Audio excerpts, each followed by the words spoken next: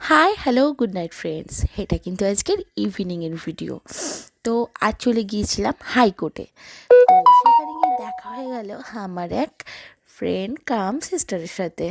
তো তার তাকে নিয়ে চলে আসলাম প্রিন্সেপ ঘাটে, যেহেতু অনেক দিন পরে দেখা হয়েছে। তো প্রিন্সেপ ঘাট জায়গাটা এতটাই আমার ভালো লাগে, এতটাই সুন্দর যে সেখানে গিয়ে ফটোশ্যুট আর ভিডিওস না করলে কি হয়।